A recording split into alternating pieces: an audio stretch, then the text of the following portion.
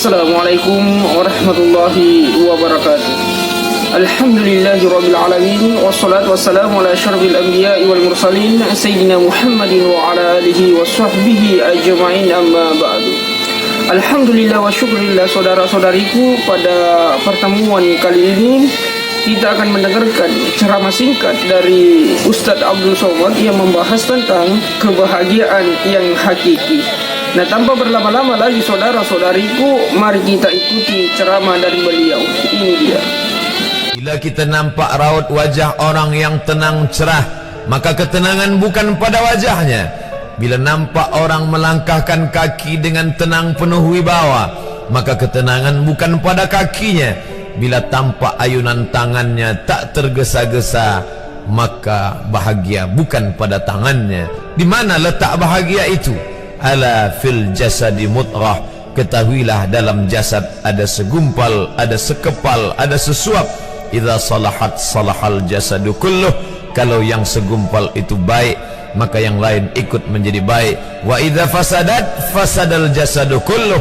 Kalau yang segumpal itu rusak, maka dia pun ikut menjadi rusak. Yang segumpal itulah yang mengendalikan mata, telinga, tangan, kaki. Yang segumpal itulah tempat rindu, benci, marah, ridha, ikhlas, fasik, hasad, kufur. Di sanalah bersemayam rindu dan benci. Maka jangan terlampau benci. Habib habibaka haunamma. Kalau kau sayang, sayanglah secukupnya sahaja. Karena boleh jadi hari ini kau sayang, besok berubah menjadi kebencian. Kalau kau benci, bencilah secukupnya sahaja. Boleh jadi esok pagi dia menjadi orang yang tersayang. Berapa banyak puan-puan berkata, siapa itu? Itulah orang yang dulu paling aku benci. Tapi hari ini masih ada juga benci, tapi tak banyak. Oleh sebab itu maka dijaga dia. Yauma la yanfa'u malun. Hari itu tak ada guna harta, wala banun, tak ada guna anak, illa man atallah, kecuali orang yang datang menghadap Allah biqalbin salim, dengan hati yang salim. Qab lam ba, qallaba, berbolak-balik. Qallaba, tidak selamanya bahagia. Kadang pagi hati tenang, petang datang dia pun susah. Kadang pagi hati lapang, petang tiba dia pun gundah. Maka apa yang dapat menolong? Ala bizikrillah, ketahuilah dengan banyak menyebut mengingat Allah, tatmainnul qulub, maka hati akan menjadi lapang. Qalbul mu'min baina asabi'ir rahman, hati orang beriman berada di antara jari jemari kuasa Rahman. Kalau dia hendak, dia balikkan yang senang menjadi susah. Kalau dia berkehendak yang susah, dia balik menjadi lapang. Berapa banyak orang yang tampaknya mungkin kita kata dia susah, tapi dia masih boleh tersenyum. Sebaliknya orang yang menurut pandangan zahir kita cukup segala, makan, pakai, tapi tampaknya kesenangan tak pernah singgah. Apa sebab?